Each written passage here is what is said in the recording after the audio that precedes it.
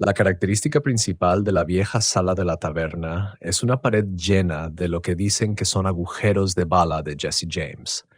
La mayoría de las noches no son más que pequeños círculos oscuros en el yeso, pero a veces, cuando está cerrando el lugar, aparece uno nuevo. Un agujero fresco, oscuro, que no estaba allí una hora antes. La dueña, una mujer callada llamada Mary, me mostró lo que debía hacer. No se tapa. Se toma una sola bala sin usar de la caja que guarda debajo de la barra y se empuja suavemente en el nuevo agujero hasta que quede ajustada. Solo me dijo, a veces un hombre solo necesita recuperar su disparo. Es mejor no quedarse con lo que no es tuyo. Me llamo Caleb Hutchins, y hace 6 meses no habría creído nada de esto. Al diablo.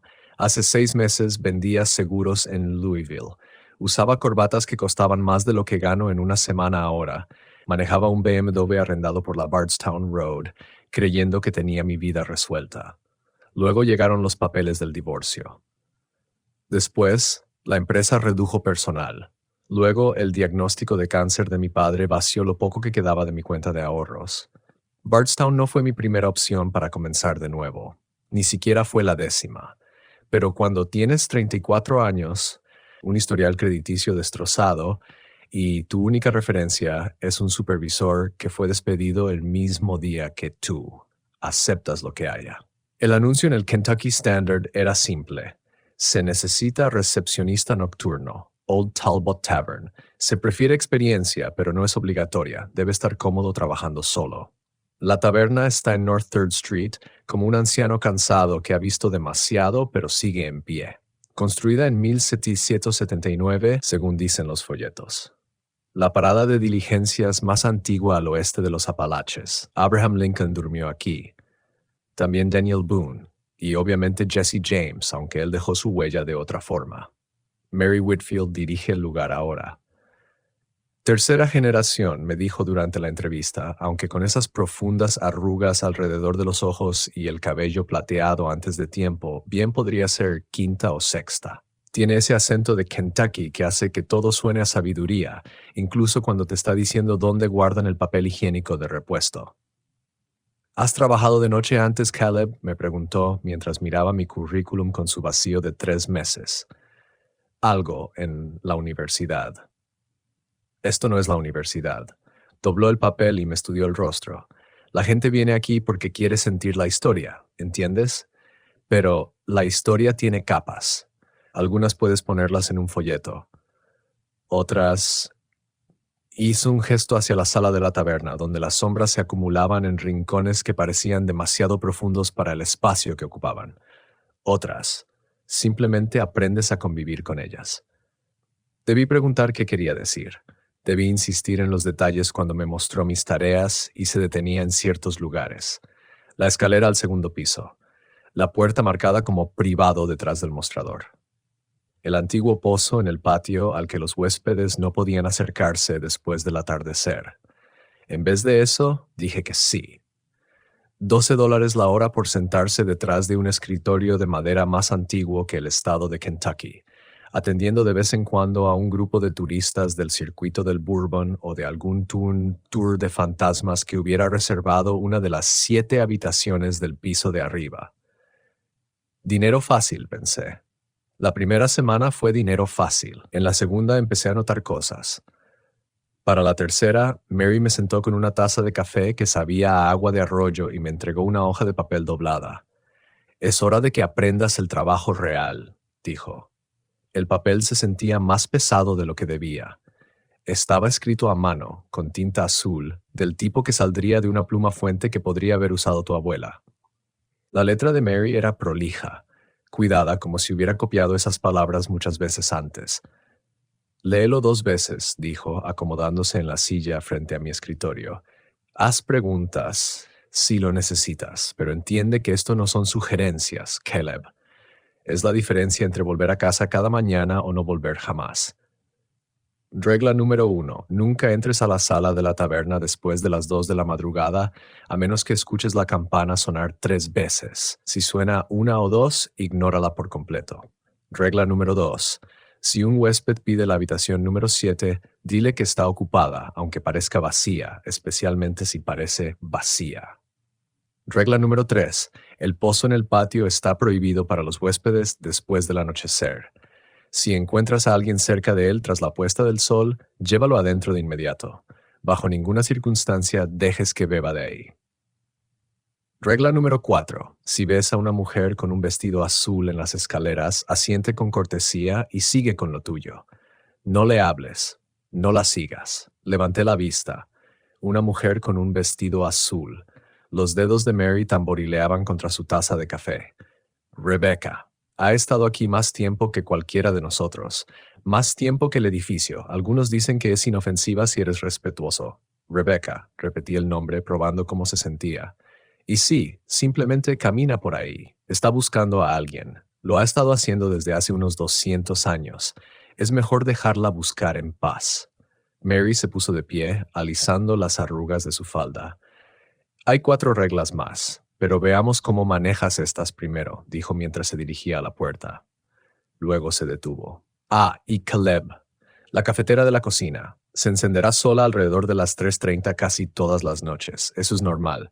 Pero si hueles tocino cocinándose, no busques de dónde viene. Déjalo estar.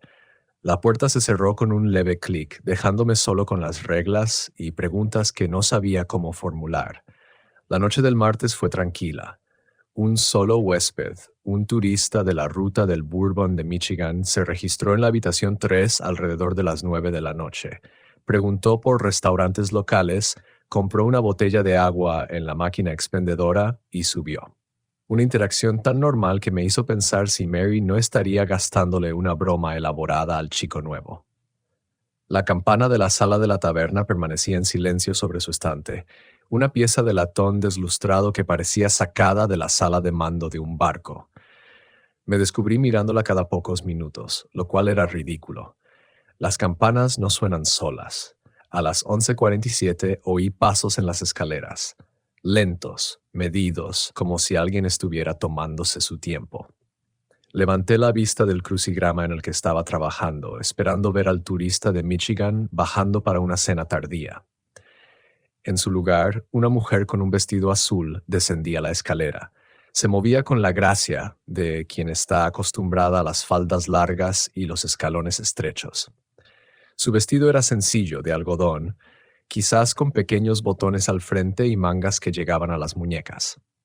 Llevaba el cabello recogido en un estilo que no desentonaría en una fotografía de la Guerra Civil.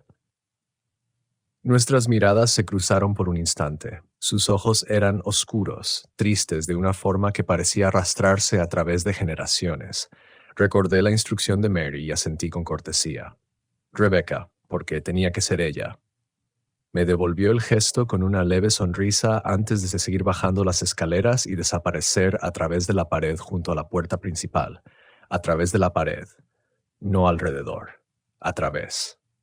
Me quedé allí mucho rato, con el bolígrafo suspendido sobre la 14 horizontal, tratando de convencerme de que lo había imaginado. La alternativa era aceptar que mi nuevo trabajo incluía un fantasma de 2 siglos, y aún no estaba listo para tener esa conversación conmigo mismo. La cafetera empezó a funcionar a las 3:31, justo como dijo Mary. Podía oírla burbujear y silbar desde la cocina, un sonido reconfortante que me recordó los sábados por la mañana en casa de mi abuela en Elizabethtown. Normal, explicable. Entonces olí tocino. No del tipo delgado y crujiente que sirven en los restaurantes, sino del grueso curado en casa, como el que mi tío solía preparar en su granja a las afueras de Hagenville. El aroma se deslizó por el vestíbulo, denso y ahumado, haciendo que me rugiera el estómago a pesar del sándwich de pavo que había comido alrededor de la medianoche. Me levanté, di 3 pasos hacia la cocina y entonces recordé la advertencia de Mary. «Déjalo estar», me había dicho. «No vayas a buscar». Así que regresé a mi escritorio y fingí concentrarme en el crucigrama. El olor a tocino se desvaneció después de 20 minutos, dejando solo el persistente aroma a café y una serie de preguntas que no quería responder. Nada más ocurrió esa noche.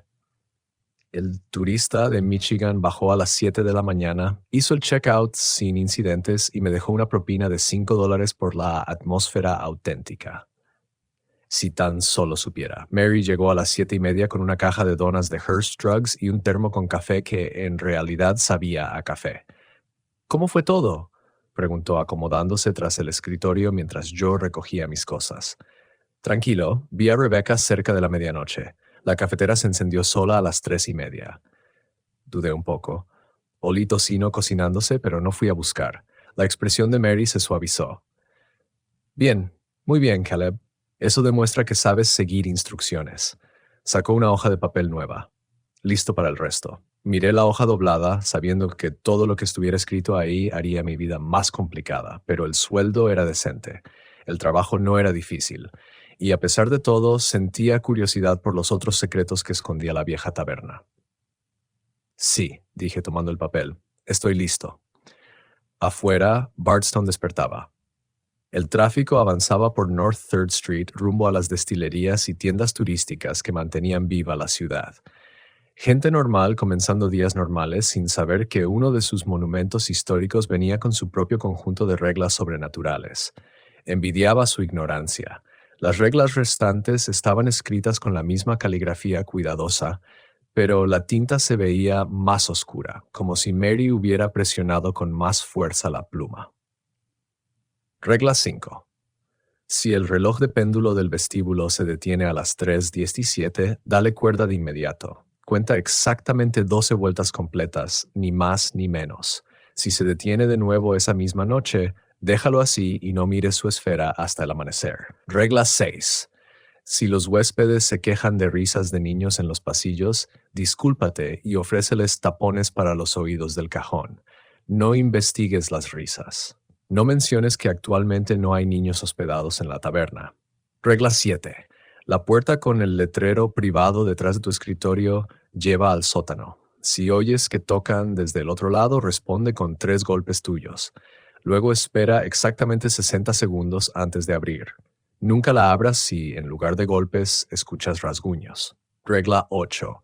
Si Jesse James aparece en la sala de la taberna, ofrécele una bebida. Bourbon solo. Él dejará una moneda de plata en la barra cuando termine. Agrega la moneda a la colección en la caja fuerte, pero cuenta el total primero. Si alguna vez hay 13 monedas, llama de inmediato a este número. Debajo de la última regla, Mary había escrito un número con código de área Singing Fuente 2. Jesse James, dije en voz alta mirándola.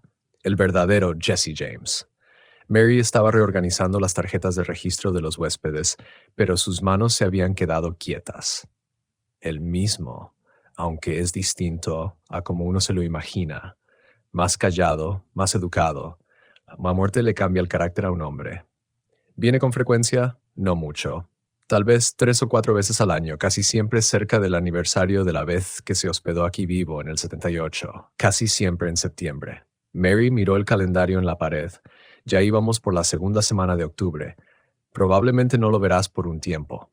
Doblé el papel y lo guardé en mi billetera, junto a la primera lista de reglas. Mary, ¿puedo preguntarte algo? Puedes preguntar. ¿Cuánto tiempo llevas haciendo esto? Me refiero a manejar este lugar, a lidiar con todo esto. Su risa sonó cansada. Mi abuela empezó aquí en 1932. Le pasó el trabajo a mi madre en el 81 y mi madre me lo pasó a mí en 2003. Las mujeres Whitfield. Tenemos una especie de entendimiento con los espíritus que habitan aquí. Ellos dejan en paz a nuestras familias. Nosotras nos aseguramos de que tengan lo que necesitan.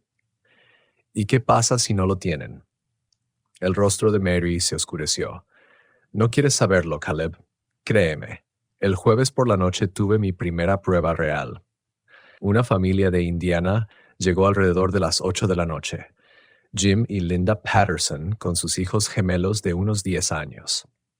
Habían reservado 2 habitaciones contiguas para pasar un largo fin de semana recorriendo la ruta del Bourbon, mientras los niños se entretenían con la experiencia histórica auténtica que prometía la página web de la taberna. Los niños, Tyler y Mason, estaban fascinados con los agujeros de bala en la pared de la habitación de la taberna. No paraban de preguntar si podían tocarlos, si Jess James era tan cruel como en las películas, si había fantasmas en el edificio. Este edificio tiene mucha historia, les dije, lo cual era cierto, pero es completamente seguro. Los padres se retiraron a su habitación alrededor de las 10 de la noche, luego de asegurarse de que los niños prometieran estar en cama a las 11. Vi a Tyler y Masons subir las escaleras, notando con alivio que les habían asignado las habitaciones 4 y 5, no la número 7. Bien. A las 11:47 p.m., en la misma hora en que había visto a Rebecca 2 noches antes, escuché risas infantiles en el pasillo del piso superior. Risas agudas, brillantes, que resonaban en los viejos pisos de madera y descendían por el vestíbulo. Sonaba como si estuvieran jugando a las escondidas, corriendo entre las habitaciones y golpeando las paredes. Tomé el teléfono y marqué la habitación 4. Jim Patterson contestó al tercer timbrazo con la voz espesa por el sueño. Señor Patterson, lamento molestarlo, pero ¿podría revisar a Tyler y Mason? Hemos recibido algunas quejas por ruidos. Silencio. Luego, ¿qué ruidos? Los niños llevan dormidos más de una hora. Las risas continuaban arriba, ahora acompañadas por el sonido de pequeños pies corriendo sobre las tablas del suelo. ¿Podría echar un vistazo, por favor? Solo para asegurarse de que estén en sus camas. Más silencio, luego una conversación apagada mientras Jim hablaba con su esposa, seguida por el sonido de puertas abriéndose y cerrándose. Están profundamente dormidos, dijo Jim al volver al teléfono. Tyler ronca como una locomotora. Lo ha hecho desde que se acostó. Los pasos corriendo se detuvieron. Las risas se convirtieron en susurros y luego en nada. Le pido disculpas por la molestia, señor Patterson. A veces este edificio antiguo cruje de maneras que suenan, bueno, como si fueran niños jugando. Anotaré en su expediente un descuento para el desayuno. Después de colgar, abrí el cajón junto a mi silla y encontré una pequeña caja de tapones de espuma para los oídos. Me hice la nota mental de ofrecérselos a los Patterson por la mañana, por si acaso. El reloj de pie eligió ese momento para dejar de funcionar. El péndulo se congeló a mitad de balanceo exactamente a las 3:17 am, justo como advertía la regla 5. El silencio repentino se sintió pesado, como si el edificio mismo contuviera la respiración. Me acerqué al reloj, una enorme estructura de nogal que me superaba en altura. La llave colgaba de un pequeño gancho junto al cuadrante. 12 vueltas, había dicho Mary. Ni una más, ni una menos. El mecanismo ofreció resistencia al principio, luego cedió con una serie de clics y chirridos. Conté con cuidado, 1, 2, 3, hasta llegar a 12. El péndulo volvió a moverse y el familiar tic-tac se reanudó. Pero al darme la vuelta, el reloj se detuvo otra vez. Esta vez no lo volví a dar cuerda. Esta vez mantuve la vista fija en el suelo y regresé a mi escritorio sin mirar el rostro del reloj. La regla 5 era clara respecto a lo que debía hacerse si se detenía 2 veces en una noche. El silencio se alargó hasta el amanecer, cuando los primeros rayos de sol se filtraron por las ventanas del vestíbulo y el reloj recuperó su ritmo habitual. La noche del viernes fue cuando las cosas se pusieron serias. Estaba leyendo una novela de bolsillo, algo sobre un detective en Louisville que rastreaba a un asesino en serie, cuando escuché el primer golpe detrás de la puerta privada. 3 toques secos, espaciados de forma uniforme. Dejé el libro a un lado y escuché. La regla 7 decía que debía responder con 3 golpes propios y esperar 60 segundos antes de abrir. Me levanté, caminé hasta la puerta y golpeé 3 veces la madera pintada. Luego conté. Mississippi 1, Mississippi 2, Mississippi 3. Al llegar a Mississippi 60, giré el picaporte. Las escaleras al sótano descendían hacia una oscuridad que la lámpara de mi escritorio no podía penetrar. Un aire fresco subía desde abajo, cargado con el olor de piedra antigua y algo más, algo metálico y agudo que me recordó el interior de una lata de refresco. «Hola», llamé hacia abajo. No hubo respuesta, pero podía oír movimiento abajo, como si alguien caminara sobre un suelo de tierra. «¿Hay alguien ahí?» Los pasos se detuvieron. Luego, desde la oscuridad, llegó una voz que no reconocí, masculina, con un acento de Kentucky más espeso que la melaza. «Solo revisando los cimientos, hijo». asegurándome de que todo siga en su sitio. ¿Necesita ayuda? Una risa resonó desde abajo. No era cruel, pero sí cansada. Llevo haciendo esto desde antes de que tú nacieras, chico, pero agradezco la oferta. Los pasos se reanudaron, alejándose de las escaleras y desvaneciéndose en el espacio que existía debajo de la taberna. Esperé un minuto más, luego cerré la puerta y la aseguré con llave. Más tarde me preguntaría quién estaba allí abajo. Más tarde me daría cuenta de que la voz me sonaba familiar, como si la hubiera escuchado en un documental de historia o quizás en las historias que mi abuelo solía contar sobre el viejo Kentucky. Pero esa noche simplemente regresé a mi libro e intenté fingir que tener conversaciones con espíritus del sótano se estaba volviendo algo rutinario. Los Patterson hicieron el checkout el sábado por la mañana sin incidentes, aunque Linda mencionó que los niños se habían quejado de otros niños jugando en los pasillos la noche del viernes. Les di una caja de tapones para los oídos y un cupón para un desayuno gratuito la próxima vez que visitaran. Mientras cargaban el auto, Tyler volvió corriendo a la recepción. «Oiga, señor», dijo, mirando alrededor para asegurarse de que sus padres no escuchaban. Anoche vi a una señora con un vestido antiguo caminando por arriba. Se veía triste. ¿Qué le hizo? Yo le saludé. Ella me devolvió el saludo y siguió caminando. Sonrió. Fue increíble. Niño inteligente. Rebecca aprobaría sus modales. Mary llegó a la hora de siempre con café y una expresión preocupada.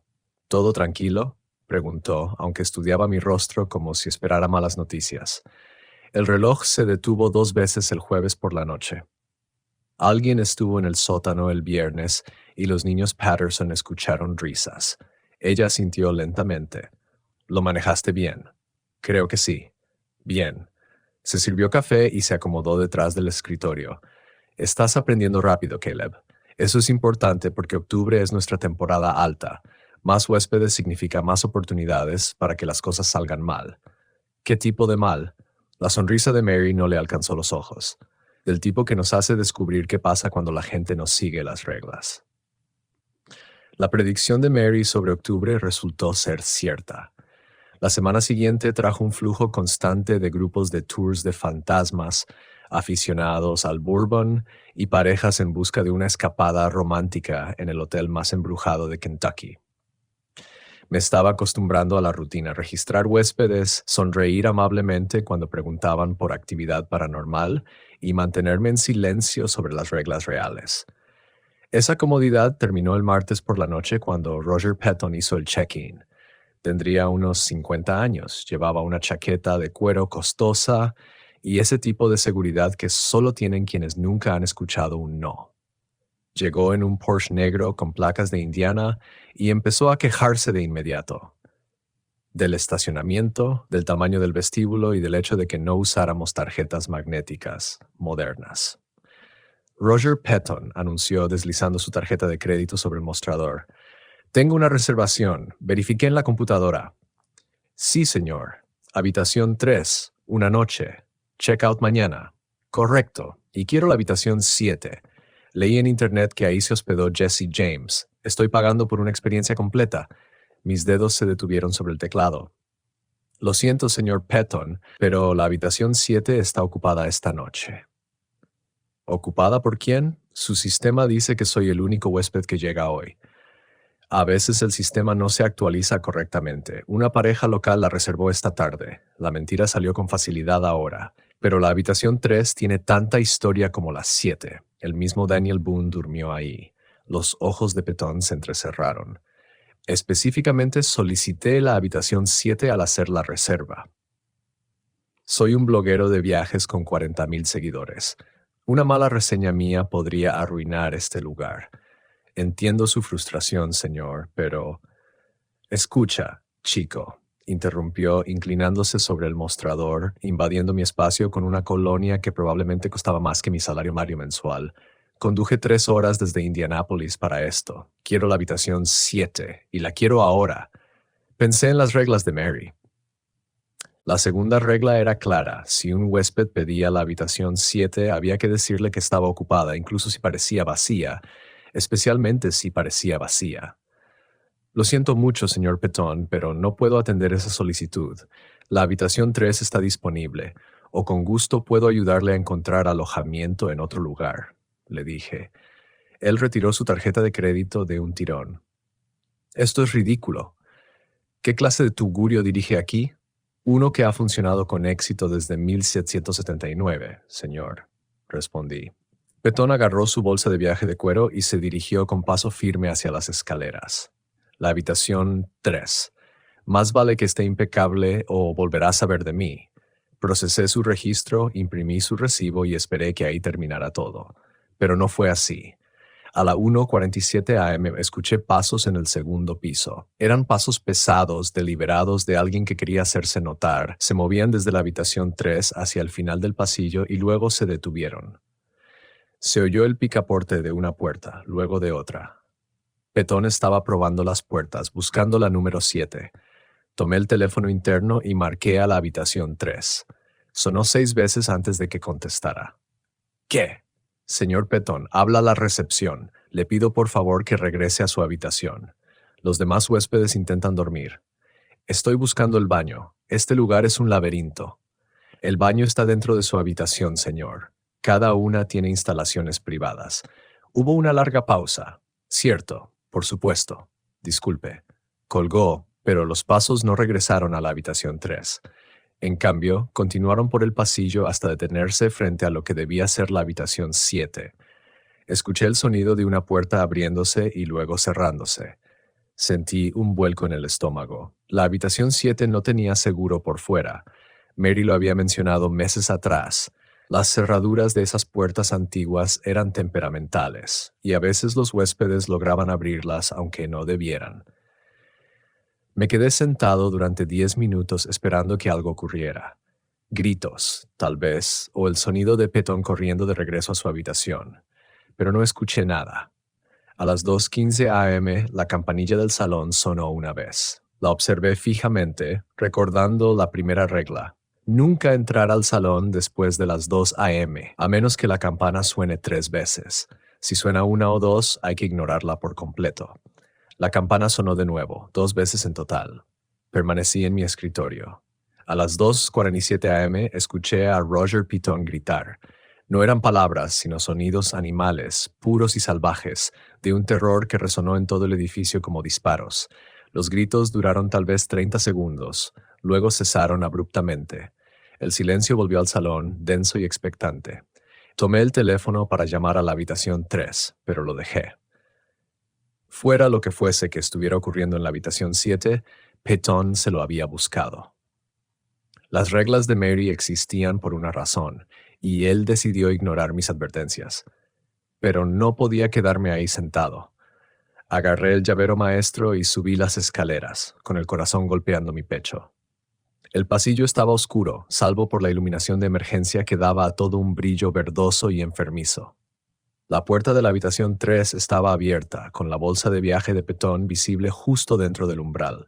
La puerta de la habitación 7 cerrada. Apoyé la oreja en la madera y escuché. Nada, ni respiración, ni movimiento, ni señales de vida. Señor Petón, susurré, sin respuesta. Probé el picaporte, giró con facilidad como si la cerradura nunca se hubiera activado. La puerta se abrió y reveló una habitación idéntica a las demás. Cama antigua, cómoda de madera vieja, ventana con vista al patio. Roger Petón estaba sentado en la silla junto a la ventana, aún con su chaqueta de cuero puesta. Tenía la espalda hacia mí, la cabeza inclinada hacia adelante como si se hubiera quedado dormido leyendo. ¿Se encuentra bien, señor? No se movió. Rodeé la silla para verle el rostro y entendí de inmediato por qué había estado gritando. Los ojos de Petón no estaban allí, no cerrados ni dañados. No estaban. Vacías cuencas miraban hacia la nada. Agujeros oscuros que parecían ir más profundo de lo que deberían. Tenía la boca abierta en un grito silencioso y sus manos se aferraban a los brazos del sillón con tanta fuerza que dejaron marcas en la vieja madera. Pero respiraba. Respiraciones lentas y constantes que empañaban la ventana a su lado. Retrocedí tambaleándome tratando de procesar lo que estaba viendo. Petón estaba vivo, pero vacío, como si algo hubiera entrado en él y arrancado todo lo que lo hacía humano. Una voz habló desde la esquina de la habitación, suave y triste. No quiso escuchar. Me giré rápidamente y vi a Rebecca de pie junto a la cómoda. Su vestido azul susurraba como hojas de otoño. Sus ojos oscuros contenían siglos de dolor, pero su expresión era paciente. Intenté advertirle, continuó. Toqué las paredes, hice crujir las tablas del suelo. Pensó que era encantador, una atmósfera auténtica, dijo. ¿Qué le pasó? A la habitación 7 no le gustan los visitantes que entran a la fuerza. Tolera a los huéspedes que son invitados, que muestran respeto, pero cuando alguien derriba las barreras, señaló el rostro vacío de Petón, toma lo que se le debe. ¿Va a estar bien? La sonrisa de Rebecca no ofrecía consuelo. Define bien, Caleb. Su cuerpo sanará, su mente se recuperará en su mayor parte, pero nunca volverá a ver Phineas y nunca recordará que le quitó la vista. Una pequeña misericordia. ¿Qué debo hacer? Llama al 911. Diles que tuvo un accidente, que resbaló y se golpeó la cabeza con algo filoso. Encontrarán heridas que coinciden con esa historia. Comenzó a desvanecerse, volviéndose translúcida en los bordes. Y Caleb, no te sientas culpable. Algunas lecciones solo se aprenden por las malas. Desapareció, dejándome solo con una estatua que respiraba y que alguna vez fue Roger Piton. Saqué el teléfono y marqué a emergencias, ya componiendo la historia que les contaría.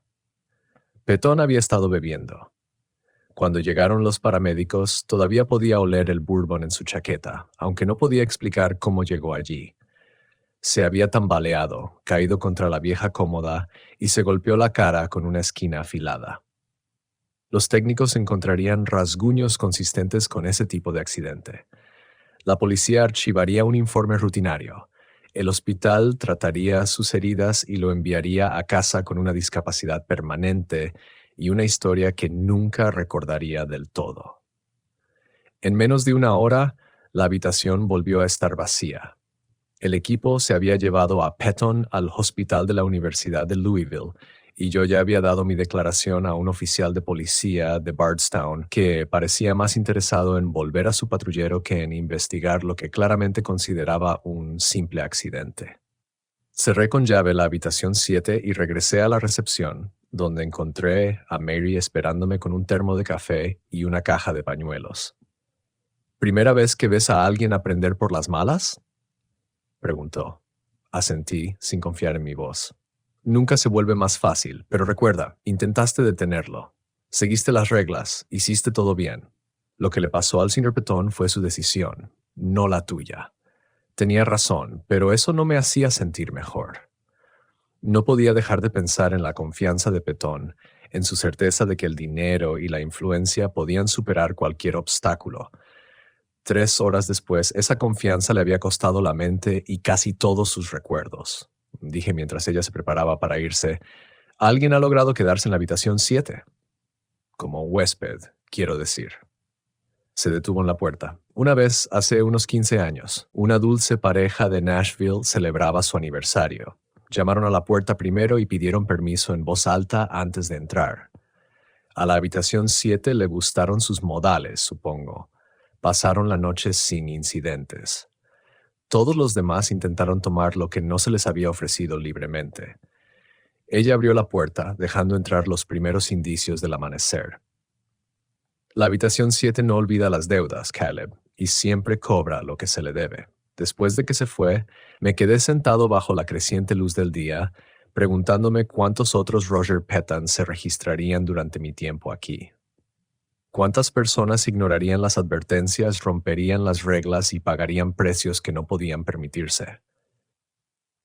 El reloj de pie marcaba el tiempo con constancia en la esquina, contando las horas tanto para los vivos como para los muertos. En unas pocas horas comenzaría otra noche, trayendo nuevos huéspedes y nuevas oportunidades para que las cosas salieran mal.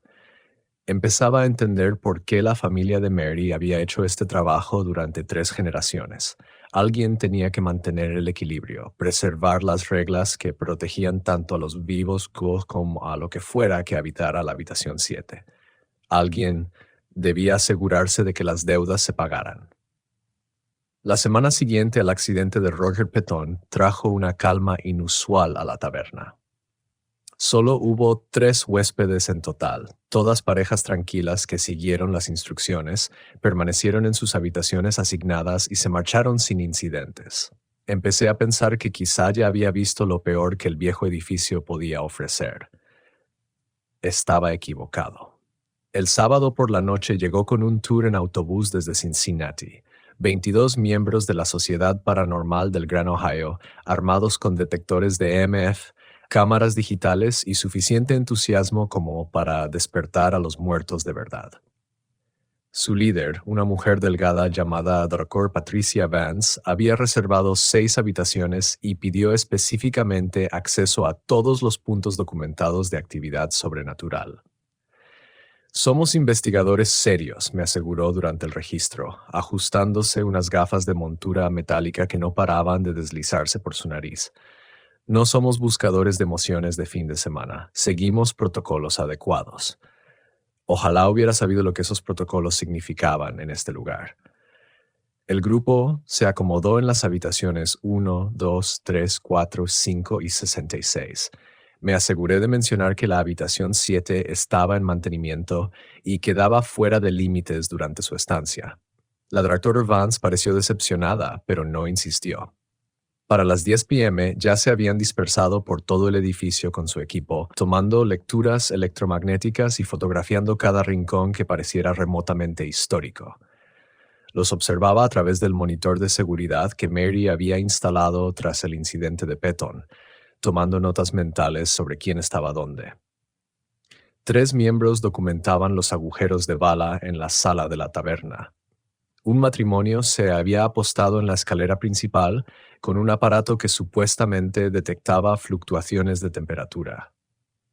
El resto deambulaba por los pasillos, hablando en voz baja sobre firmas energéticas y apariciones residuales. A las 11:47 p.m., Rebecca hizo su aparición habitual.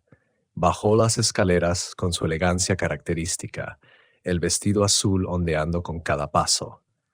El matrimonio la vio venir y empezó a tomar fotografías de inmediato, el flash de la cámara parpadeando como relámpagos. Rebecca se detuvo a mitad de escalón, visiblemente molesta por la intrusión. Sus ojos oscuros se encontraron con los míos a través del vestíbulo, y pude ver la pregunta en su mirada. ¿Qué hago con esto?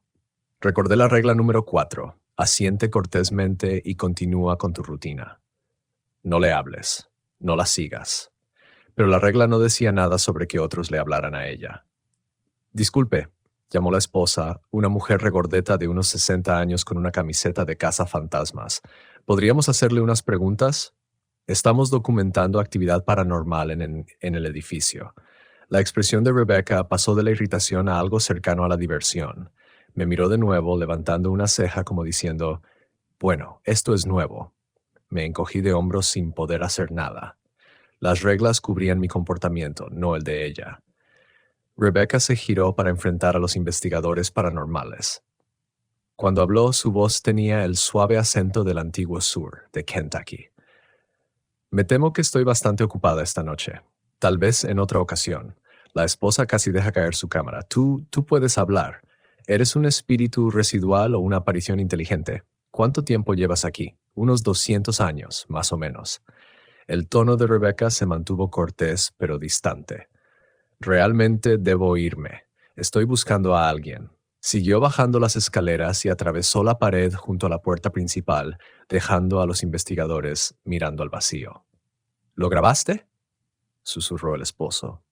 Cada segundo, respondió la esposa con la respiración entrecortada. Esto es increíble. A medianoche, las cosas comenzaron a descontrolarse. Las risas infantiles comenzaron justo a tiempo, resonando por el pasillo del piso superior. Pero en lugar de tomarlas como ruido de fondo, los miembros de la sociedad paranormal las trataron como si fuera la mañana de Navidad. Pude escucharlos corriendo por los pasillos, persiguiendo sonidos con su equipo. Las lecturas de EMF están por las nubes. La temperatura bajó 15 grados. Estoy captando picos electromagnéticos masivos.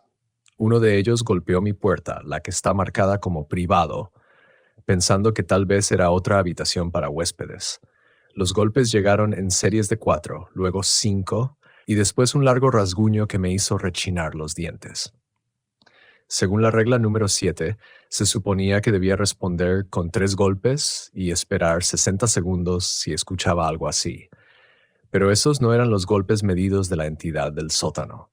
Eran golpes rápidos, frenéticos, de alguien muy vivo. Los ignoré y esperé que quien estuviera abajo entendiera la diferencia.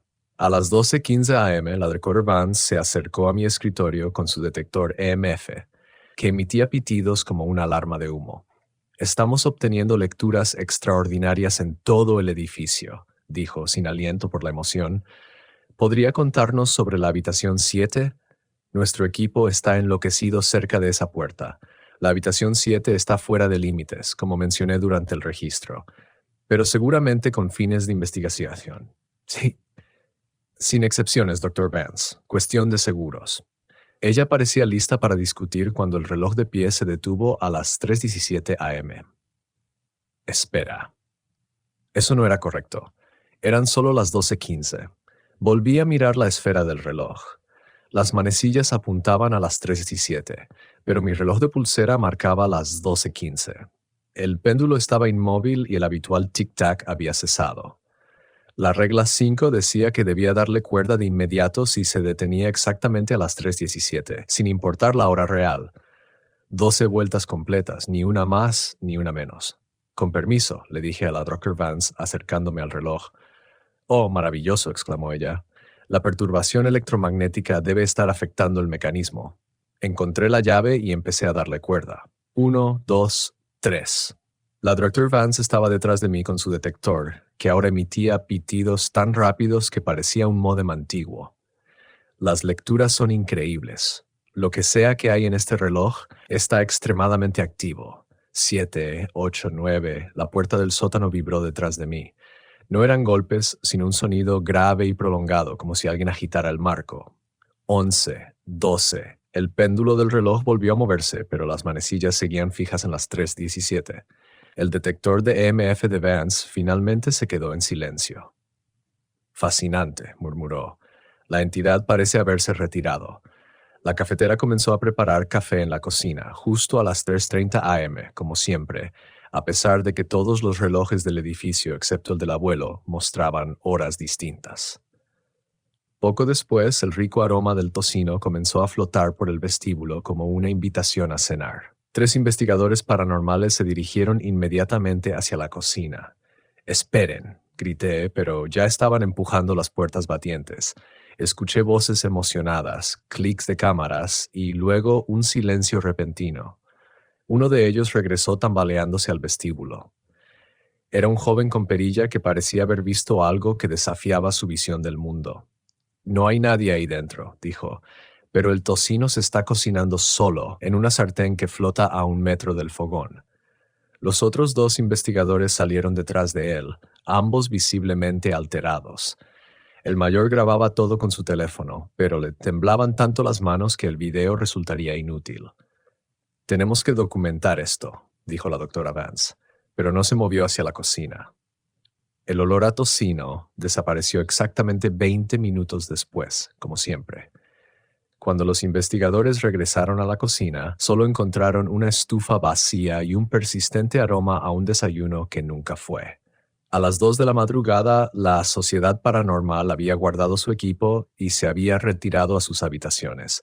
La doctora Vance se acercó una última vez a mi escritorio. Ya no parecía una investigadora segura de sí misma, sino alguien que había mordido más de lo que podía masticar. «Hemos reunido suficiente material por esta noche», dijo, «pero debo preguntar, ¿cómo haces este trabajo? ¿Cómo puedes sentarte aquí cada noche sabiendo lo que hay en este edificio?» Pensé en las cuencas vacías de los ojos de Petón, en la tristeza paciente de Rebecca, en la voz del sótano que parecía más antigua que Kentucky mismo. «Aprendes las reglas», respondí, «y las sigues». Ella estudió mi rostro como si intentara leer un idioma que no comprendía. «¿Qué reglas?» «Las importantes». La doctora Vance y su equipo se marcharon temprano a la mañana siguiente, alegando fallas en el equipo y prometiendo volver con instrumentos más avanzados. Los ayudé a cargar su autobús, notando cómo miraban hacia la taberna una y otra vez, como si temieran que los siguiera hasta casa. Mary llegó justo cuando el autobús se alejaba, con café en la mano y la expresión de alguien que ya esperaba malas noticias. ¿Cuántas reglas intentaron romper?, preguntó. Sorprendentemente pocas. Rebecca los manejó bien y en su mayoría solo observaron, respondí. Hice una pausa, pero Mary, el reloj se detuvo a las 3:17, aunque apenas era medianoche. ¿Eso es normal? Su expresión se volvió seria. El tiempo se vuelve flexible aquí durante los periodos agitados. El edificio tiene sus propios ritmos, especialmente cuando hay demasiada gente hurgando en cosas que no comprende. Ella observó el reloj de pie que ahora marcaba la hora correcta. Aún así le diste cuerda. 12 vueltas, como indica la regla. Bien, las reglas no cambian solo porque las circunstancias se vuelvan extrañas. Ella se acomodó detrás del escritorio y comenzó a organizar algunos papeles. Aunque debo decir que, Gleb, lo estás manejando mejor que la mayoría. Llevabas 3 meses y no habías roto ni una sola regla ni perdido a ningún huésped. Petón no fue culpa mía. No, no lo fue. Y precisamente por eso eres bueno en este trabajo. Entiendes la diferencia entre proteger a las personas y controlarlas. Mientras caminaba hacia mi auto esa mañana, comprendí que Mary tenía razón. Era bueno en este trabajo. Las reglas ahora tenían sentido, no como restricciones arbitrarias, sino como un equilibrio delicado entre el mundo de los vivos y lo que fuera que reclamaba al viejo Talbot Tavern como hogar. La pregunta era, ¿cuánto tiempo podría mantener ese equilibrio antes de que algo me pusiera a prueba más allá de mis límites? 3 semanas después, un martes que parecía como cualquier otro, todo cambió. El día comenzó de manera normal. Un maestro jubilado de Lexington se registró en la habitación 2. Un representante de una destilería de Bourbon ocupó la habitación 4. Y una joven pareja de Tennessee reservó la habitación 5 para celebrar su aniversario. Turismo otoñal estándar, del tipo que pagaba las cuentas sin causar incidentes sobrenaturales. Me había acostumbrado al ritmo de mis noches. Rebecca apareció a las 11:47. La cafetera se encendió a las 3:30 y las risas infantiles resonaban por los pasillos a su hora habitual. Incluso el reloj de pie se estaba comportando, marcando el tiempo correctamente sin detenerse a las 3:17. Pero el confort iba aprendiendo. Te vuelve complaciente. A las 9:47 p.m., un hombre atravesó la puerta principal sin abrirla. No como Rebecca, que se deslizaba a través de la pared con la gracia fluida de alguien que lo había hecho durante siglos. Este hombre empujó la puerta de roble macizo como si estuviera hecha de niebla, su figura oscilando entre lo sólido y lo translúcido con cada paso. Llevaba un abrigo largo que parecía marrón o negro, dependiendo del ángulo de la luz. Un sombrero de ala ancha cubría gran parte de su rostro, pero alcancé a ver unos pómulos marcados y unos ojos que cargaban el peso de años violentos. Jesse James había venido a llamar. Lo había estudiado en la escuela.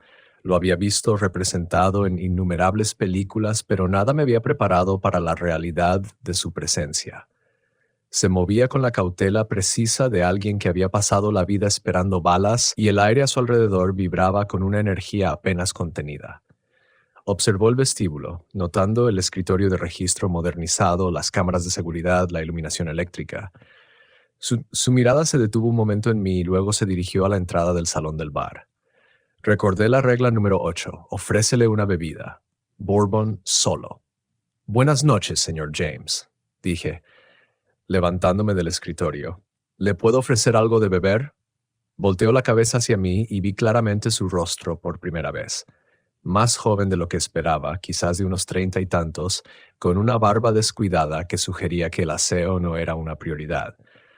Sus ojos mostraban inteligencia, humor y algo más oscuro que me hizo estremecer. Bourbon, dijo. Su voz tenía un acento de Missouri suavizado por años de recorrer distintos territorios. Solo, añadió. Caminé hacia el bar en el salón, muy consciente de que eran las 9:47 p.m., mucho antes de las 2 a.m., la restricción de la regla 1. El ambiente en la taberna cambió con la presencia de Jesse. El aire parecía haberse espesado. Los agujeros de bala en la pared parecían latir con su propia luz. Serví 3 dedos de Macacker's Mark en un vaso y lo dejé sobre la barra. Jesse apareció a mi lado sin que lo notara moverse, con su abrigo acomodándose a su alrededor como humo. Muy agradecido, dijo, levantando el vaso. Lo bebió de un solo trago y luego dejó una moneda de plata sobre la barra con un suave tintineo. Guardé la moneda en el bolsillo, haciendo una nota mental para añadirla a la colección de la caja fuerte más tarde. ¿Puedo ayudarle en algo más, señor? Jesse observó los agujeros de bala en la pared, pasando los dedos por el yeso. Este lugar ha cambiado desde la última vez que estuve aquí. Más limpio, más silencioso, me miró. ¿Eres el nuevo encargado de noche? Sí, señor. Caleb Hutchins. Caleb, repitió el nombre como si probara un vino. ¿Sabes por qué estoy aquí, Caleb? No, señor, no lo sé. Se avecina algo. Algo que no pertenece ni siquiera según los estándares de este lugar. Caminó hacia la ventana que daba al patio. Su reflejo apenas era visible en el cristal. Puedo sentirlo acumulándose como nubes de tormenta antes de un tornado. ¿Alguna vez viste un tornado, Caleb? Una vez, cuando era niño, cerca de Elizabethtown. Entonces sabes cómo se siente el aire antes de que llegue uno. Pesado. Extraño. Te hace doler los dientes y se te eriza la piel. Se volvió hacia mí. Eso es lo que está formándose aquí. Y cuando estalle, necesitarás algo más que tu pequeña lista de reglas. Antes de que pudiera preguntarle qué quería decir, Jess James se desvaneció como la niebla matutina, dejando solo el vaso vacío y el persistente olor a pólvora. Me quedé solo en la sala de la taberna, procesando lo que me había dicho. Algo venía, algo que no pertenecía. A las 11:30 de la noche lo descubrí. Una SUV negra entró en el estacionamiento con las luces apagadas. 2 hombres con trajes oscuros salieron, moviéndose con una coordinación que sugería entrenamiento militar. Se acercaron a la puerta principal y ya se les veían credenciales del gobierno antes de llegar al escritorio.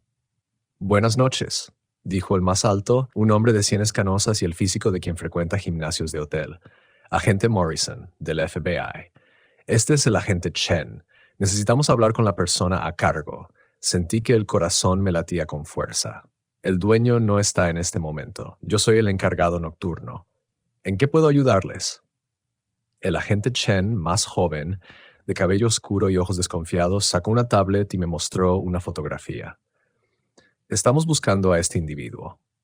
Nuestras fuentes sugieren que pudo haber sido visto en esta zona. La foto mostraba a un hombre de unos 40 años, con mejillas hundidas y ojos que parecían mirar a través de la cámara. Algo en su rostro me revolvió el estómago, aunque no sabía por qué. «No lo reconozco», respondí con sinceridad. «¿Cuándo se supone que lo vieron aquí?» «Hace 3 días», dijo Morrison. «Es buscado en relación con varios casos de personas desaparecidas en el Medio Oeste. Extremadamente peligroso. Si lo ve, no se le acerque. Llámenos de inmediato». Dejaron sus tarjetas y regresaron a su SUV, pero en lugar de marcharse, se estacionaron al otro lado de la calle, donde podían vigilar la entrada de la taberna. Había tratado antes con la policía, como aquel oficial de Bardstown tras el incidente de Petón, pero estos agentes eran diferentes. Su presencia generaba una tensión eléctrica que me erizaba la piel, como el aire antes del tornado de Jesse. A las 11:47 p.m., Rebecca apareció como de costumbre, pero se detuvo al pie de las escaleras al verme. «Te ves preocupado», dijo. Miré hacia la ventana donde apenas se distinguía la SUV del FBI. Algunos agentes federales vinieron preguntando por alguien. Ahora están vigilando el edificio. El rostro de Rebecca se ensombreció. «¿Qué te mostraron? ¿Una fotografía?» «Sí, un hombre con mejillas hundidas y ojos extraños. Dijeron que estaba relacionado con casos de personas desaparecidas». «Oh, Caleb», respondió Rebecca con una tristeza que arrastraba 2 siglos de dolor. «No son agentes del FBI, y ese hombre al que están cazando ya está aquí». Sentí que la sangre se me helaba. «¿Qué quieres decir?» «La entidad que rastrean se alimenta del sufrimiento, del miedo. Adopta forma humana para cazar, pero no puede mantener la ilusión por completo. La mirada vacía, los ojos equivocados, son señales». Rebecca se acercó, su vestido azul susurrando con el movimiento. «Y esas cosas que dicen ser agentes federales son algo completamente distinto. algo que ha estado persiguiendo a su presa desde hace mucho tiempo. ¿Qué son? Limpiadores, encubridores, cosas que existen para borrar lo que la gente común no debería ver. Rebecca echó un vistazo hacia la ventana. Van a quemar este lugar si es necesario, Caleb, con todos dentro. Antes de que pudiera responder, se fue la luz. La iluminación de emergencia se encendió, bañando todo con ese familiar resplandor verdoso y enfermizo. El reloj de pie se detuvo a las 3:17, aunque apenas pasaba la medianoche. Desde el piso de arriba llegó el sonido de niños riendo, pero algo andaba mal. Era una risa distorsionada, como una grabación reproducida a velocidad incorrecta. Los falsos agentes del FBI ya se dirigían hacia el edificio. «Rebecca», llamé, pero ya no estaba. La puerta principal se abrió y Morrison entró con su arma desenfundada. Chen lo siguió, cargando algo que parecía una mezcla entre una tableta y un contador Geiger.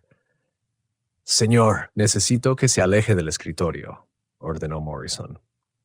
«Creemos que un fugitivo se ha refugiado en este edificio». Levanté la mano lentamente. «Les dije que no he visto a nadie que coincida con esa descripción. Las lecturas están fuera de control», murmuró Chen sin apartar la vista de su dispositivo. «Múltiples entidades presentes, manifestaciones de alto nivel». La radio de Morrison crepitó. «Control, aquí, Morrison. Estamos dentro del edificio objetivo. Confirmamos múltiples firmas sobrenaturales. Solicitamos autorización inmediata para limpieza». Autorización de limpieza. Rebecca tenía razón. Iban a quemarlo todo. La risa de los niños aumentó, ahora acompañada de otros sonidos. Pasos dentro de las paredes, portazos. La cafetera comenzó a funcionar, aunque era medianoche, y el aroma de tocino empezó a flotar desde la cocina. El dispositivo de Chen comenzó a pitar con urgencia. «Señor, tenemos una actividad masiva. Múltiples entidades clase 4, al menos una clase 5. Fue entonces cuando comprendí la verdad. El hombre de la fotografía al que estaban cazando no era un asesino serial. Era carnada. La verdadera trampa era la taberna en sí. Y esas cosas con rostros humanos habían venido a destruirla. Habían venido a destruir a Rebecca, a los niños en las paredes, a la voz del sótano y al mismísimo Jesse James. Todo lo que hacía del viejo Talbot Tavern lo que era seguía allí. La puerta del sótano vibró detrás de mí. No era un golpeteo común, sino un martilleo constante y rítmico, como si alguien intentara escapar. «Retírese, civil», ordenó Morris. «Esto ahora es una escena de crimen federal». Pensé en las reglas de Mary, en el delicado equilibrio que ella y su familia habían mantenido durante 3 generaciones, en Rebecca buscando a alguien durante 200 años, en los niños que nunca encontraron paz. Pensé en Jess James advirtiéndome que algo se avecinaba. Las reglas habían protegido a todos durante décadas, pero esas reglas no cubrían esta situación. Tenía que tomar una decisión, obedecer las órdenes de Morrison y ver cómo destruían todo lo que había jurado proteger, o romper la única regla que estaba por encima de todas las demás. Hacer lo que te dicen las personas con autoridad. La puerta del sótano estalló de golpe. Una figura emergió de la oscuridad. Alta, demacrada, vestía ropas que quizás fueron elegantes hace un siglo. Su rostro era idéntico al de la fotografía que los agentes me habían mostrado, mejillas hundidas y ojos que reflejaban la luz como los de un animal. Pero no era el depredador que ellos describieron. Huía de algo mucho peor. «No son humanos», jadeó, señalando a Morrison y Chen. «Son limpiadores. Encuentran lugares como este». Y Morrison le disparó 3 veces en el pecho. Las balas lo atravesaron como si estuviera hecho de niebla, y cayó al suelo, parpadeando entre lo sólido y lo transparente. «Objetivo neutralizado», dijo Morrison por radio, comenzando esterilización de la instalación. Chen sacó lo que parecía un artefacto incendiario militar. Fue entonces cuando tomé mi decisión. Agarré la caja con balas sin usar de debajo de la barra, las que Mary guardaba para los agujeros de bala de Jesse, y empecé a colocarlas en cada agujero fresco que encontraba en la pared del salón. No porque una regla me lo ordenara, sino porque por fin entendía para qué servían. Cada bala que colocaba hacía que el edificio vibrara con energía. Las luces se encendieron. El reloj de pie volvió a marcar el tiempo, y desde cada rincón del bar se escucharon sonidos de viejas deudas cobradas. Morrison y Chen no eran agentes del FBI, pero cometieron un error crítico. Trajeron armas a un lugar donde la violencia seguía reglas muy específicas. En el momento en que coloqué la última bala, el viejo Talbot Tavern despertó. No metafóricamente, sino literalmente. El edificio mismo cobró vida con 244 años de memoria acumulada, furia e instinto de protección. El suelo de madera crujía al compás de un latido. Las paredes zumbaban con una energía que me hacía doler los dientes. Cada tabla original, cada clavo forjado a mano, cada piedra de los cimientos respondió al llamado que, sin saberlo, había emitido. Morrison giró hacia mí, apuntando su arma a mi pecho. «Aléjate de la pared ahora». «Lo siento, no lo creo», respondí, sorprendido por lo tranquilo que sonaba mi voz. El artefacto de Chen se volvió loco, pitando y chillando como una alarma de incendio. «Señor, las lecturas están fuera de escala. Tenemos que evacuar y pedir refuerzos». «Negativo. Los parámetros de la misión no han cambiado». El dedo de Morrison se tensó en el gatillo. Eliminar todas las entidades, esterilizar la ubicación. Fue entonces cuando Jesse James se materializó entre nosotros. Esta vez no se desvaneció poco a poco. Apareció con un chasquido de aire desplazado, su largo abrigo ondeando a su alrededor como nubes de tormenta. Esta vez era sólido, real y estaba armado. «Ahora eso», dijo Jesse, sacando un revólver Colt que brillaba como recién limpiado, «es de mala educación. No se le apunta con armas a gente que está trabajando». Morrison disparó 3 veces al centro del pecho. Jesse recibió los impactos sin inmutarse. Las balas lo atravesaron y se incrustaron en la pared detrás. Cada nuevo agujero comenzó a sangrar una sustancia oscura con olor a cordita y cobre viejo. «Ahora me toca a mí», dijo Jesse. Su primer disparo alcanzó a Morrison en el hombro, haciéndolo girar. La bala era muy real. Pude ver la sangre extenderse por la camisa del falso agente. Pero Morrison no gritó ni tropezó. Simplemente se irguió y devolvió el fuego, moviéndose con una precisión mecánica imposible para un ser humano. Chen abandonó su dispositivo y sacó el artefacto incendiario, un cilindro cubierto de interruptores y luces parpadeantes. 30 segundos para la ignición, anunció sin dirigirse a nadie en particular. Rebecca apareció junto al mostrador. Ya no era la mujer paciente y triste a la que me había acostumbrado. Su vestido azul parecía ondear con una luz interior y sus ojos oscuros reflejaban la furia de alguien que ha visto su hogar amenazado demasiadas veces. «Aléjate de mi familia», dijo. La risa de los niños estalló por las paredes. No eran los sonidos juguetones que había aprendido a ignorar, sino algo salvaje y feroz. Las luces de emergencia comenzaron a parpadear y las sombras cruzaban el techo como si estuvieran vivas. Desde el piso de arriba se escuchaban puertas cerrándose una tras otra, cada vez con más fuerza y violencia. Chen intentó activar el dispositivo incendiario, pero sus manos lo atravesaban como si fuera niebla. Volvió a intentarlo una y otra vez, pero sus dedos no encontraban más que aire. «¿Qué demonios?», exclamó. La voz desde el sótano le respondió, subiendo por las tablas del suelo con el peso de los siglos.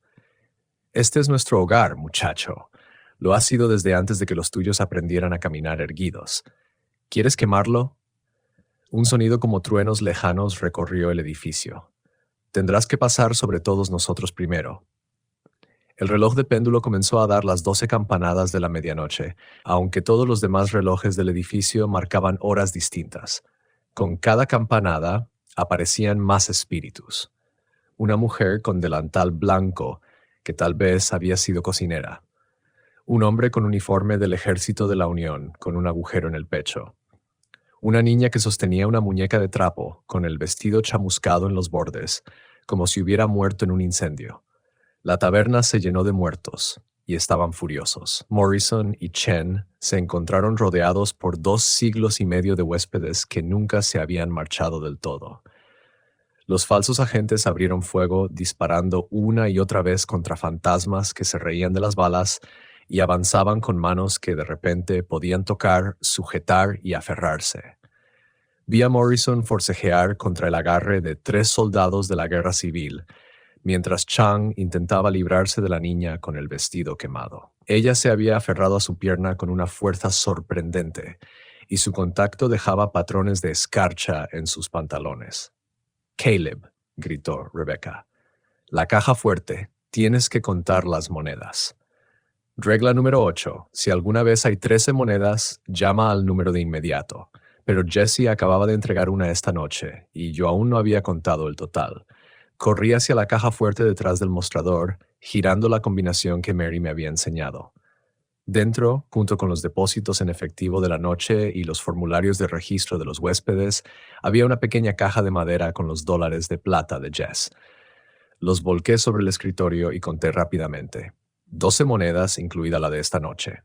No eran 13. 12, grité. «Cuenta de nuevo», dijo Rebecca. «Mira más de cerca». Extendí las monedas sobre el escritorio, examinándolas una a una. Todas eran similares, dólares de plata de distintos años, algunas más nuevas que otras, todas con la pátina del tiempo y el uso.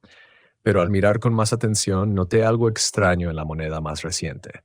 Todavía hacía calor y algo estaba cambiando. Mientras observaba, los bordes de la moneda plateada empezaron a oscurecerse, volviéndose negros, como si se quemara desde dentro.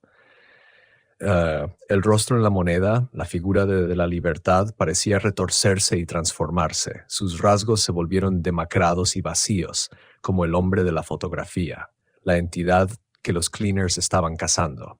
13, susurré. La moneda se partió en dos con un sonido similar al vidrio al quebrarse. De su interior emergió algo que quizá alguna vez fue humano, pero que había sido deformado por décadas de alimentarse del miedo y el sufrimiento. El hombre de mejillas hundidas de la fotografía del FBI salió arrastrándose del dólar de plata, creciendo hasta alcanzar su tamaño completo en cuestión de segundos. Miró alrededor del caos que reinaba en la taberna, con ojos que reflejaban la luz como espejos. Finalmente habló con una voz que sonaba como huesos al crujir. Ya me estaba quedando sin espacio ahí dentro. Morrison y Chen dejaron de forcejear contra sus captores fantasmas. Ambos cleaners se volvieron hacia la entidad recién emergida con expresiones de puro odio. «Objetivo localizado», dijo Morrison, iniciando el protocolo de eliminación. Pero la entidad solo se rió. «No puedes matar lo que ya está muerto, chicos, y mucho menos contener algo que pertenece a este lugar». Fue entonces cuando lo entendí. El hombre de mejillas hundidas no era el depredador que los cleaners habían descrito. Era un espíritu, como Rebecca, Jesse y los demás. Había estado atrapado dentro del dólar de plata, utilizado como cebo para atraer a los cleaners a lugares como esa taberna. Ellos no lo estaban cazando, lo estaban usando. «¿Cuántos?», le pregunté a Rebecca. «¿Cuántos lugares como este han destruido?» «Docenas», respondió con tristeza. «Tal vez cientos». Encuentran lugares donde el velo entre mundos es delgado, donde los espíritus pueden manifestarse. Usan a esa entidad como señuelo, luego lo destruyen todo y alegan que fue una fuga de gas o un cortocircuito. La entidad se volvió hacia mí con algo parecido a la gratitud. «Joven, creo que tienes una llamada que hacer». Saqué el número que Mary había escrito debajo de regla 8 y marqué. Sonó una vez antes de que una voz familiar respondiera. «Residencia Whitfield». «Mary, soy Caleb. Tenemos las 13 monedas». «Voy en camino», dijo ella y colgó. Los cleaners se habían liberado de sus ataduras espectrales y avanzaban hacia la entidad con armas que claramente no eran equipo estándar del FBI. Eran una especie de porras eléctricas que chispeaban con energía azul, diseñadas específicamente para tratar con entidades sobrenaturales. Jesse se interpuso entre ellos, su revólver apuntando directamente a la cabeza de Morrison. Ahí es donde cometieron su error. Trajeron el tipo de armas equivocado para el tipo de pelea equivocado. «Entrégate, entidad», ordenó Morrison. «No tienes autoridad aquí». «¿Que no tengo qué?» La risa de Jesse fue tan afilada como vidrio roto. «Hijo, llevo robando y matando desde antes de que tú empezaras a fingir que eras humano. Esta es mi casa, esta es mi gente, y acabas de amenazar a mi bartender», le disparó a Morrison en la cabeza. La bala voló la parte superior del cráneo del cleaner, revelando circuitos y cables en lugar de materia cerebral. Chispas salieron de la herida, y el rostro de Morrison comenzó a parpadear entre rasgos humanos y una estructura metálica debajo.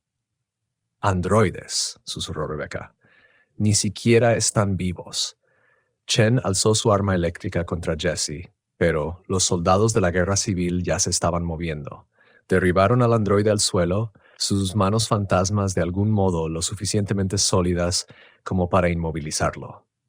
Humo surgió de donde lo tocaban, como hierro quemando carne espiritual, pero no lo soltaron. La niña del vestido chamuscado se subió al pecho de Chen y lo miró directamente a los ojos mecánicos. «Heriste a mis amigos», dijo con una voz que crepitaba como llamas. «Ahora te toca arder». El cuerpo androide de Chen empezó a humear, luego a arder, hasta que estalló en llamas azul blanquecinas con olor a plástico derretido. Morrison lo siguió segundos después, su disfraz colapsando por completo cuando sus componentes mecánicos se sobrecargaron. En cuestión de minutos, ambos limpiadores no eran más que montones de ceniza y metal retorcido. La entidad que había surgido de la 13ª moneda derretida se agachó junto a los restos y los hurgó con los dedos. «Van a enviar a más», dijo. «Siempre lo hacen», respondió Jess, recargando su revólver Colt con movimientos demasiado rápidos para seguir. «Estaremos listos». La puerta principal se abrió de golpe, y Mary Whitfield entró corriendo, empuñando una escopeta que parecía más vieja que el edificio.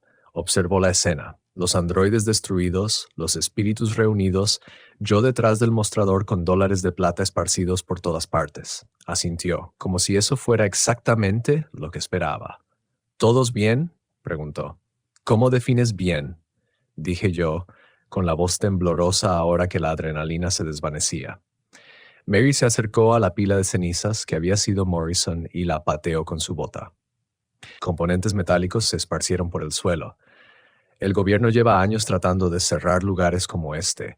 No entienden lo que hacemos aquí, así que quieren eliminarlo», dijo, mirando a los espíritus reunidos, luego a mí.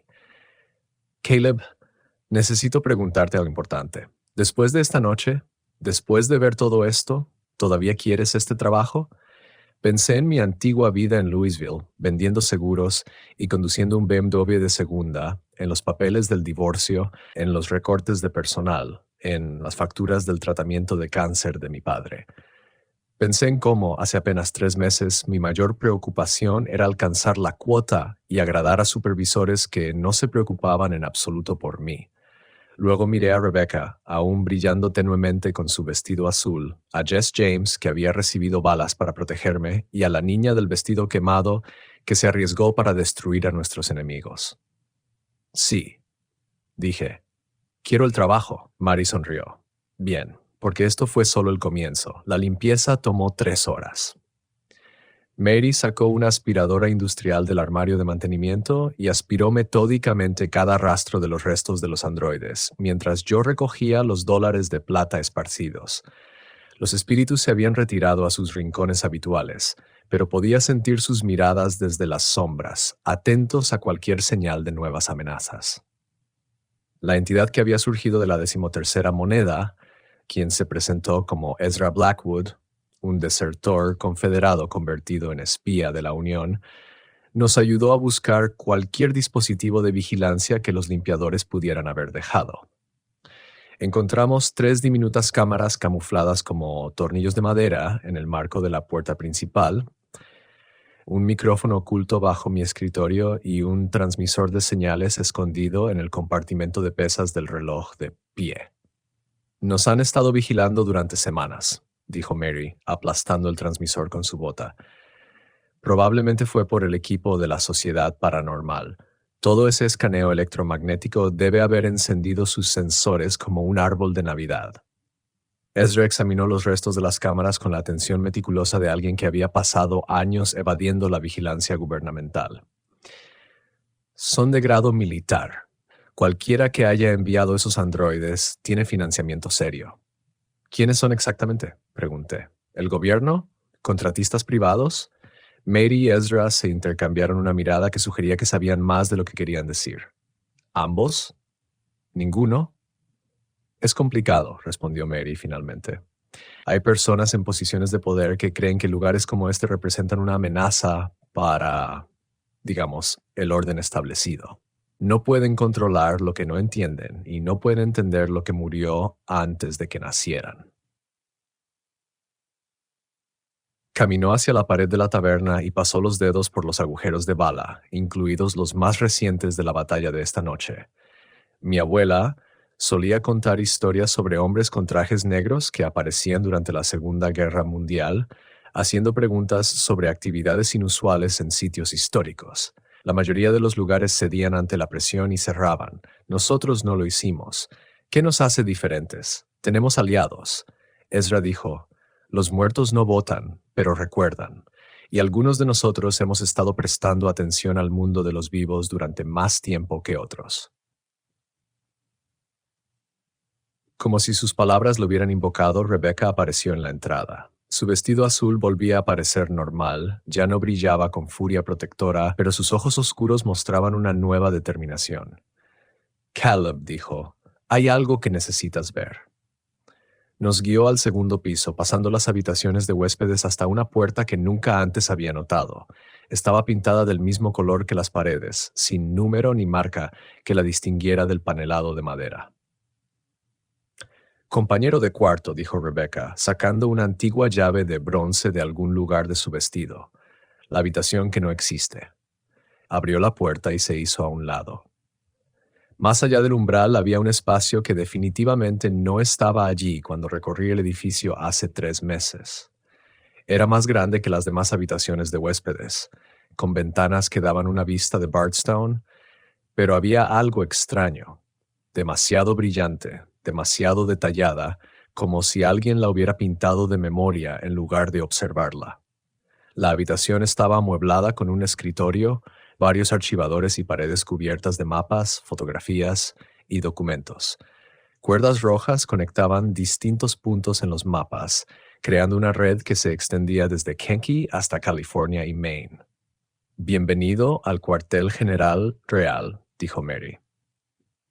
La familia Whitfield no solo ha administrado esta taberna durante 3 generaciones. Hemos estado coordinándonos con otros lugares, compartiendo información, haciendo seguimiento de qué sitios están en peligro.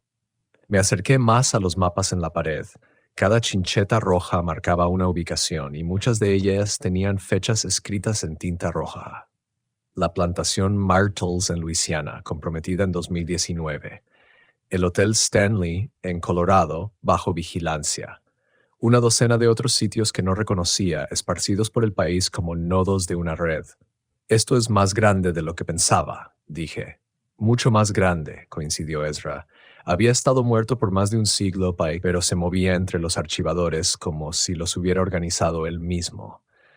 La guerra entre los vivos y los muertos no es nueva, Caleb. Solo se está volviendo más sofisticada. Sacó una carpeta gruesa etiquetada como Proyecto Tabula Rasa y esparció fotografías sobre el escritorio. Imágenes de edificios incendiados, titulares de periódicos sobre explosiones de gas e incendios eléctricos, informes oficiales sellados con emblemas gubernamentales. 47 lugares históricos destruidos en los últimos 5 años, dijo. Todos eran lugares donde los espíritus podían manifestarse, donde los límites entre los mundos eran delgados. Las explicaciones oficiales siempre suenan razonables: fallos eléctricos, fugas de gas, incendios provocados por vándalos. Tomé una de las fotografías. Mostraba las ruinas humeantes de lo que pudo haber sido una gran mansión victoriana. El pie de foto decía: Sanatorio de Waverly Hills, Louisville, Kentucky. Incendio eléctrico. Pérdida total. ¿Waverly Hills se quemó? Pregunté. Había pasado frente a él cientos de veces durante mis años en Louisville, siempre con la intención de hacer el tour de fantasmas, pero nunca lo concreté. Hace 2 años, dijo Mary en voz baja, 300 espíritus desaparecieron en una sola noche. Los encargados de la limpieza alegaron que representaba un peligro por la contaminación con asbesto. El peso de lo que estaba viendo se asentó sobre mis hombros como una manta de plomo. Esto no se trataba solo de la vieja taberna Talbot. Había una campaña sistemática para eliminar todo lugar donde el mundo sobrenatural tocara el nuestro. ¿Cuál es el objetivo final?, pregunté. Control, respondió Rebecca sin rodeos. Si los muertos no pueden manifestarse, no pueden comunicarse ni influir en el mundo físico, entonces la muerte se vuelve definitiva, absoluta. Sin más advertencias desde el más allá, sin justicia para los crímenes sin resolver. sin consuelo para los que lloran, y sin rendición de cuentas para los poderosos, añadió Ezra. Es difícil encubrir atrocidades cuando las víctimas pueden regresar a contar sus historias. Mary cerró la carpeta y la devolvió a su archivador blindado. Por eso lugares como este importan, Caleb. No somos solo atracciones turísticas o curiosidades históricas. Somos campos de refugiados para los muertos. Embajadas entre mundos. ¿Y ahora qué hacemos? Enviarán a más limpiadores. Lo harán, asintió Marie, pero serán más cuidadosos la próxima vez. Esta noche demostró que podemos resistir, que los espíritus aquí no se irán en silencio. Eso cambia la ecuación. Caminó hacia la ventana y miró hacia la vista pintada de Bardstown. Hay otras familias como la nuestra, otros guardianes en otros lugares. Hemos operado de forma independiente por demasiado tiempo, manteniéndonos al margen, esperando no ser detectados. Es hora de dejar de escondernos, dijo Ezra. Rebecca asintió. Es hora de coordinar nuestras defensas. Mary se volvió hacia nosotros con la expresión de alguien que ha tomado una decisión difícil. Caleb, voy a pedirte algo que va mucho más allá de tu trabajo. ¿Estás dispuesto a aprender más que solo las 8 reglas? ¿Estás dispuesto a ayudarnos a contactar con los otros sitios y formar parte de algo más grande? Pensé en mi antigua vida, en vender pólizas de seguro a personas que nunca las necesitarían y en conducir hacia oficinas donde no era más que otra pieza reemplazable en una maquinaria corporativa. Entonces pensé en esta noche, en estar junto a Jess, James y Rebecca enfrentando enemigos que querían borrarlos de la existencia. ¿Qué tendría que hacer yo? Aprender la historia real de este lugar. No la versión para turistas, sino la verdad. ¿Por qué ciertos espíritus eligen quedarse? ¿Por qué algunos sitios se convierten en santuarios mientras otros desaparecen sin dejar rastro? Ella señaló los archivadores. Estudia los patrones, entiende la red, ayúdanos a comunicarnos con nuestros aliados. Y si los limpiadores regresan, entonces luchamos otra vez, dijo Jess James desde la puerta. No lo había oído acercarse, pero ahí estaba, tan sólido como la vida, con su revólver enfundado, pero listo. La próxima vez estaremos preparados. Entró en la habitación 8 como si ya hubiera estado ahí, lo cual probablemente era cierto. El chico lo hizo bien esta noche, Mary. Eligió el lado correcto cuando importaba. Eso vale algo. Vale todo, dijo Rebecca sonriéndome. Pudiste haber huido cuando empezaron los disparos. Pudiste dejarnos arder y buscar otro trabajo, pero te quedaste con nosotros. Me di cuenta de que tenían razón. 3 meses atrás habría corrido. Habría llamado al FBI de verdad y dejado que otros se encargaran de los problemas sobrenaturales. Pero en algún punto, entre aprender las reglas y ver a Rebecca buscar a su amor perdido, entre oír risas infantiles en pasillos vacíos y compartir tragos con un forajido muerto, dejé de ser solo un empleado. Me había convertido en parte de la familia. ¿Por dónde empezamos?, pregunté. Mary sonrió y sacó una carpeta mucho más gruesa con la etiqueta Comunicaciones de Red. Contenía mensajes codificados de 17 ubicaciones distintas, todas reportando aumento en la vigilancia, incidentes inusuales, señales de que los limpiadores están expandiendo sus operaciones. Esparzo papeles sobre el escritorio. Cartas escritas con caligrafía cuidadosa, correos electrónicos impresos en papel con membrete de hotel, incluso algunos telegramas que no deberían haberse podido enviar en 2024, pero que de alguna forma llegaron igual. Cada lugar tiene sus propias reglas, sus propios espíritus, su propia forma de mantener el equilibrio, explicó. Pero todos enfrentamos la misma amenaza. El tiempo de actuar solos ha terminado. Tomé una carta con matasellos de Savannah, Georgia. La dirección de retorno decía Marshall House Hotel, gerente nocturno. El mensaje era breve.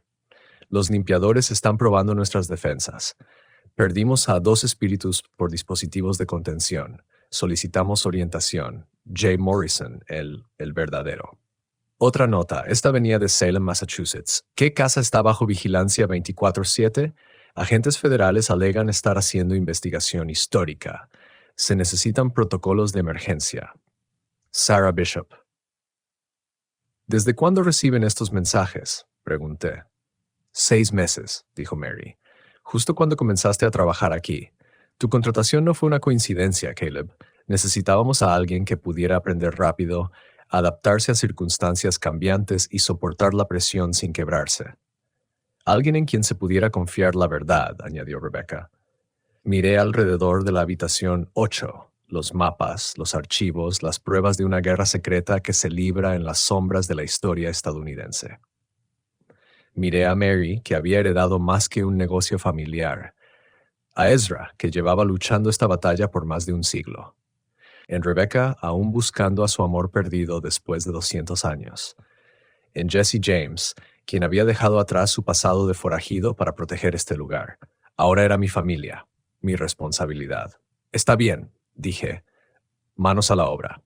El amanecer ya despuntaba sobre Bardstown cuando terminamos de revisar los archivos. Tenía nombres y direcciones de 43 lugares sobrenaturales en todo el país, además de información de contacto de sus guardianes. Pero, más importante aún, tenía un propósito que iba más allá de seguir reglas y registrar huéspedes. El viejo Talbot Tavern ya no era solo un hotel embrujado. Era la sede de un movimiento de resistencia que apenas comenzaba a comprender. Cuando llegaron los primeros turistas del día para desayunar, sellamos la habitación 8 y volvimos a nuestras rutinas normales. Pero todo había cambiado. Las reglas seguían siendo importantes, pero ahora sabía que eran solo el comienzo. El telegrama llegó un martes por la tarde, entregado por un mensajero que aseguraba trabajar para Western Union, a pesar de que la empresa había dejado de ofrecer ese servicio hacía años. Le di una propina de $5 y lo vi desaparecer en el crepúsculo de Bardstown como si nunca hubiera estado allí. Chateau Mormont comprometido. Stop. 3 espíritus perdidos. Stop. Limpiadores usando nueva tecnología de contención. Stop. Necesitamos protocolos de respaldo. Stop. Elena Rodríguez, gerente nocturna. Le mostré el mensaje a Mary, quien revisaba las reservas para el próximo fin de semana del Festival del Bourbon. Su expresión se tornó sombría al leerlo. Los Ángeles, dijo, es la tercera ubicación en la costa oeste este mes.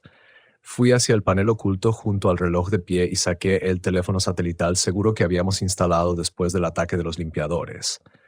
Elena Rodríguez contestó al primer timbrazo. Talbot Tavern, habla Caleb. Recibimos tu mensaje. Gracias a Dios, respondió ella. Su voz transmitía agotamiento y miedo.